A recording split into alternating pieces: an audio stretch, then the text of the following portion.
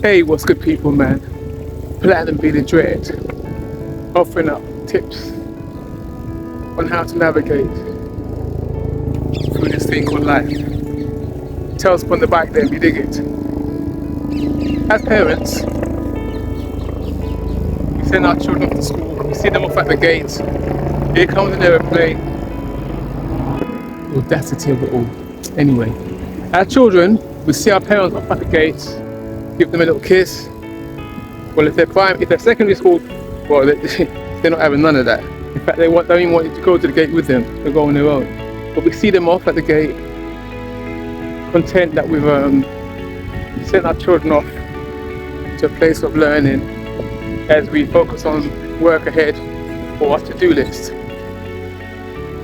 Has it ever crossed your mind that you just left our children at a place where their hopes, dreams and aspirations are being killed, like so many others before them?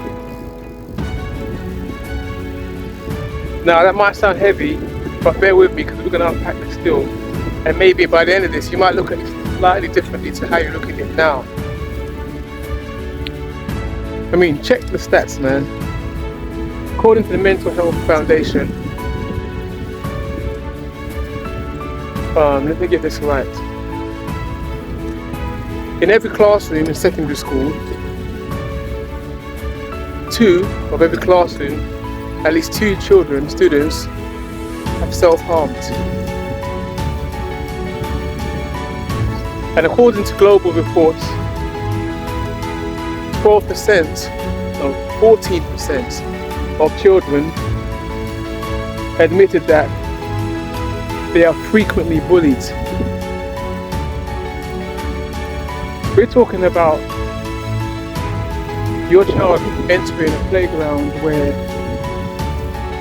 there's anxiety, depression in most children, so much so that the therapists have been overwhelmed with bookings ever since the lockdown. It's got worse. Plus, all manner of learning disabilities and challenges. Plus, broken homes and all the things that come with domestic hardships. All of this is being played out into the school playground that your child has to navigate through with either very little help or none at all before they even enter the classroom.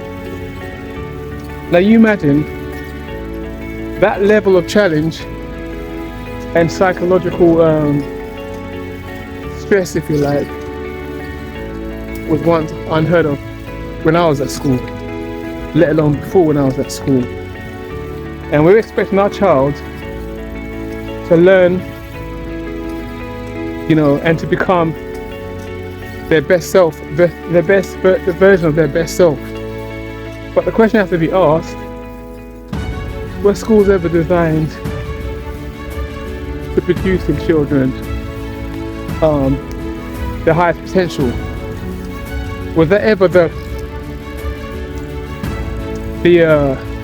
motive of schools in the first place? Well,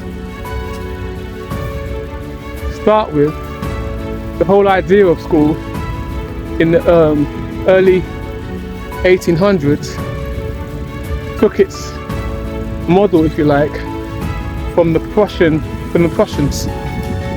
where they based their whole educational system on factories.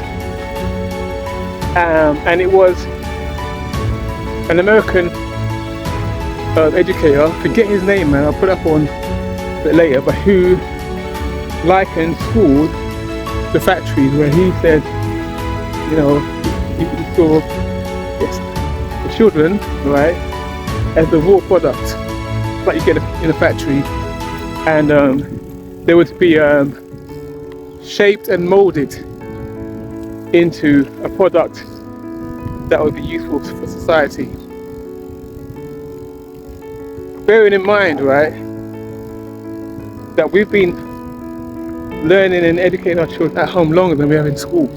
In the UK at least, we only started putting our children in school. School only became mandatory. Is that the right word, or obligatory? I don't know which one.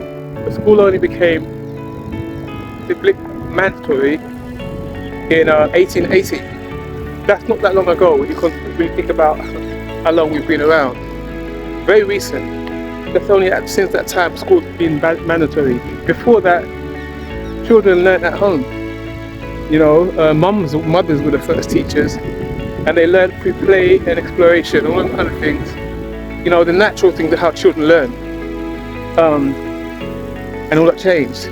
All that started to begin to change at the beginning of the agricultural and industrial revolution, where parents were taken out of the house, and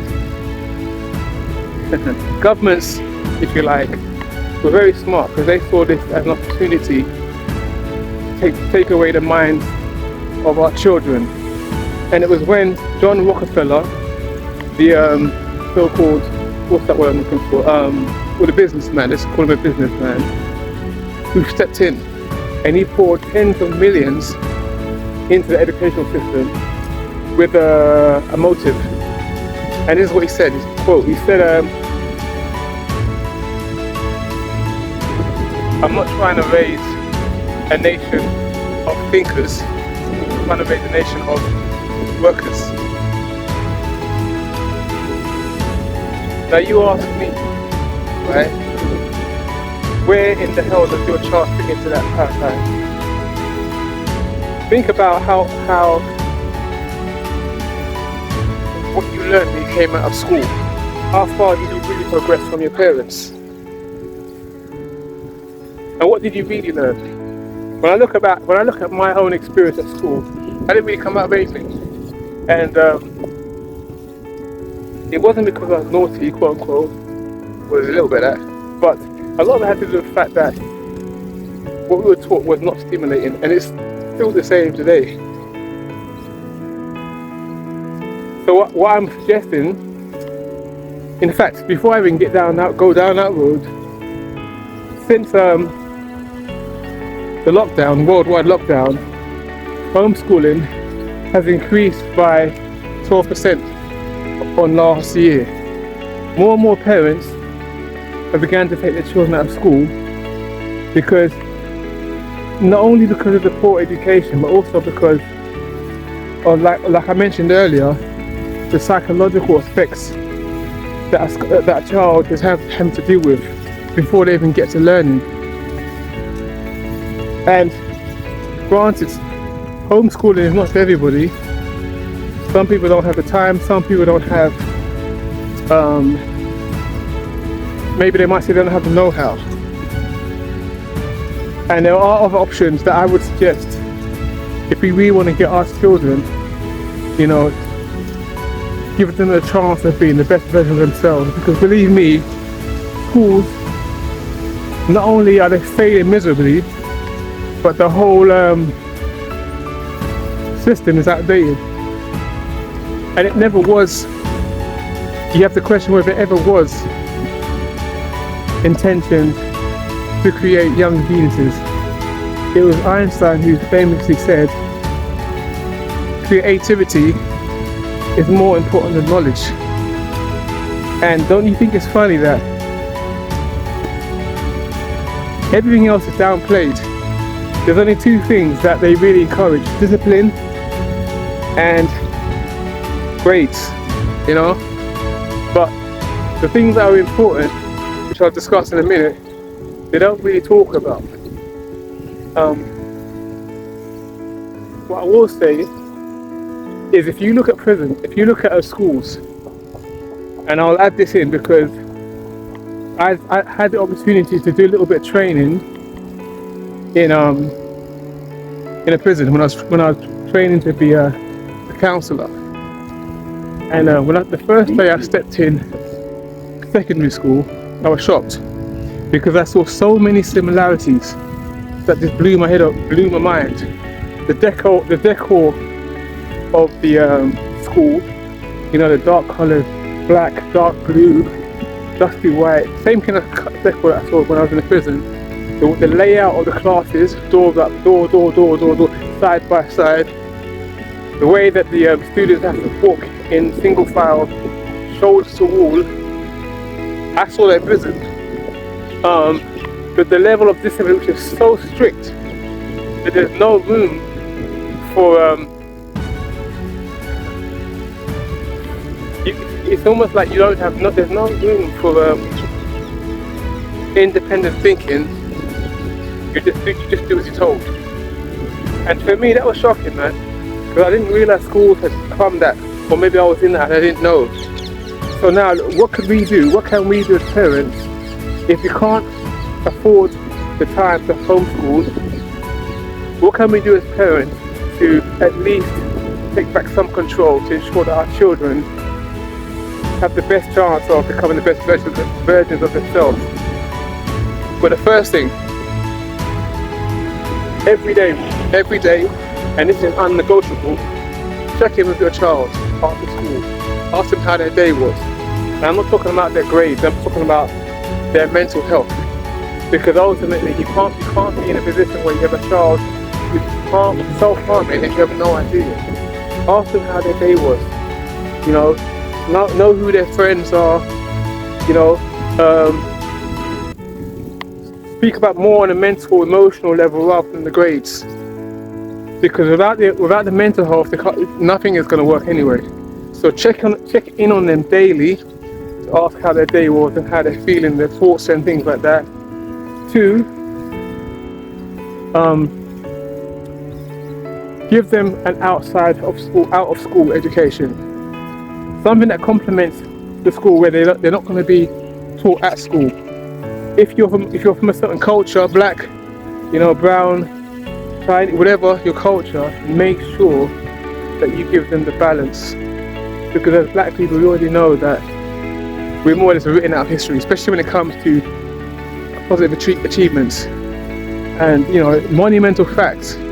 Make sure on the weekend your child knows about its own history and great achievements, as well as the reality of the heroes that this world, Western world, likes to put on a pedestal. Teach them the truth of it all. 3, following on from the last one, life skills. There's certain life skills that they don't teach at school that should be paramount, man. So we're talking things like social skills, being able to hold a conversation and, the confidence to be themselves and love themselves.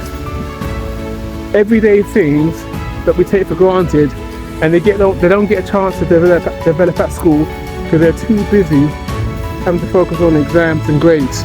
But the very things that are going to make the difference and be the foundation when they leave school into the bigger world. The life skills. Life skills. And the last point I would say is have a basic roadmap with your child as to where they want to go. No pressure, no stress, just a basic roadmap. If they don't know, then they don't know, but just know and stimulate what their interests might be. It doesn't matter what it is, but have an idea of some sort of roadmap where they want to get to, so that regardless of what's going on in class, they don't waste their time doing subjects that have nothing to do with where they want to go, which is usually the case.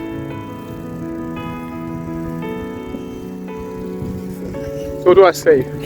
Personally, I think homeschooling is the way of the future, no doubt about it. But it may not be practical for everyone. But if you take the tips that I've just dropped, then there's no reason why your child can't be successful, not just in education and in knowledge, but as a well-rounded, happy human being. You know what I mean? Anyway, let me know your thoughts. Were you homeschooled? How did you find it? Are you thinking of homeschooling, or are you dead against it? Either way, I'd like to read it in the comments. Let me know your thoughts. You don't forget, like and subscribe and all that good stuff, and we can do this again. Flat the bit of bread. Yeah, man.